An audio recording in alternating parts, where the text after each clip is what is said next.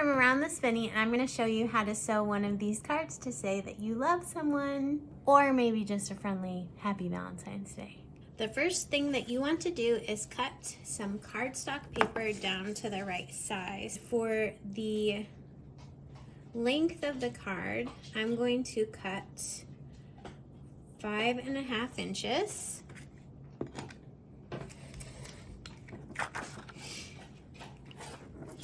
And then for the width, we're going to do 4.25. This is going to be the inside of our card. For the outside of my card, I used my Cricut Maker, and I'll post a link to the template that I used. Now that I have the card cut to the right size, I'm going to take some scraps that I have left over from something that I made, and I'm going to decide what I want to put at the center of my card as a focal point. This is going to be something that can be offset like this one, or can be right in the center. It all depends on how you want to do it.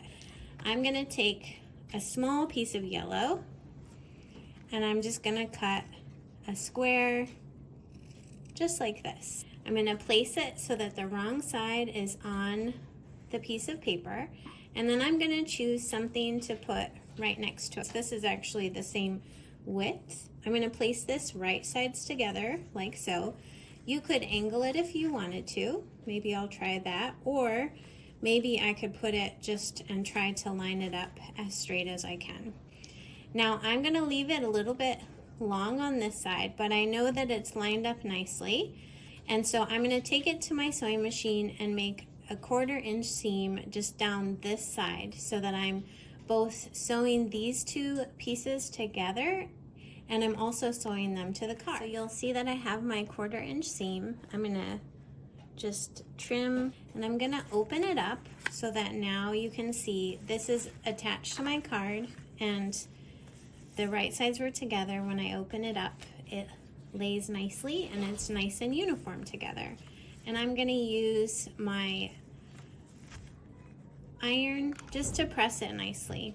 Next, I'll take this over to my mat with my fabric rotary cutter. I'll turn it upside down, making sure that everything is still laying nicely, and I'm going to trim it. I'm going to take another piece of fabric, put it right sides together with this rectangle that I have created. And part of the reason why we pressed it was to make sure that it's nice and flat and smooth. Now I'll take it over to my sewing machine and make a 1/4 inch seam along this top edge, making and building out my rectangle further. Here it is. I've made this 1/4 inch seam now.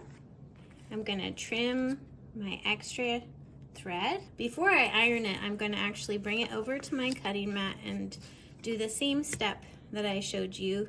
And trim this part off. I'll press it, and then I'll open it up to make it nice and flat. It's not perfect. Why we cut this at 4.25 by 5.5 is so that we can actually trim this in order to fit it into our card. If we put it just like this is actually a little bit bigger than the card that I have made on my Cricut Maker. So that's why we've left a little bit more. I'm gonna build my rectangle even more, and I have this nice piece that's actually the same width as what I have right here. I'm gonna lay it right here, and then I'm gonna sew my 1/4 inch seam along the side here with these right sides together. Press it and open it up. Now, I have a little bit more left over here, but I'm not too worried about that because I can clearly see where the edge is here. Take this piece here and use that so that I have enough. So I will put it right sides together. Again, I can still see where my card ends, so I'm not gonna sew over this part, past this part. And I'm gonna sew this last 1/4 inch seam on my sewing machine. Okay, I have my seam sewn, so I'm going to turn this over, use my fabric rotary cutter to trim both of those now. We just want to press our fabric so that it's lying really nice. I'm gonna take it over to the sewing machine and I'm gonna just sew all the way around. I will post a link to my learning how to pivot sewing guide and tutorial, so that if you don't know how to do that, you can check that out on my YouTube channel or on my website. But I'm gonna do that and then I'm gonna come and show you the last few steps. Okay, so here is the card. I did about a 3/8 of an inch seam around the whole thing. I wanted to show you some of our other cards. These my daughter made. She used a little zigzag stitch. This was my daughter again, and this one.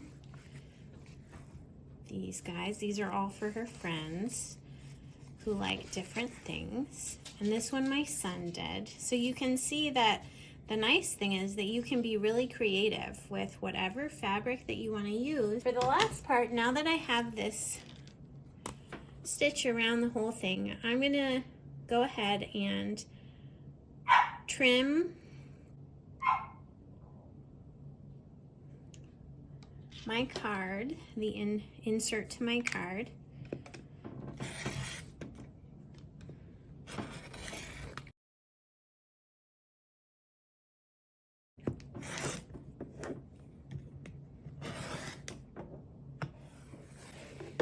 And so I have this trimmed now. We'll check it with the size of the card.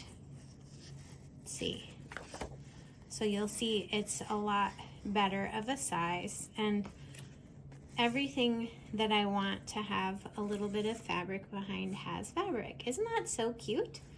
So now I'm gonna go ahead and use my folder here.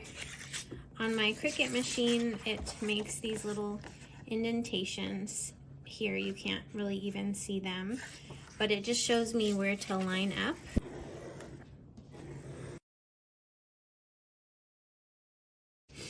Then, instead of doing any kind of gluing, I'm gonna take this back over to the sewing machine and I'm gonna finish it by stitching around the 3 open corners.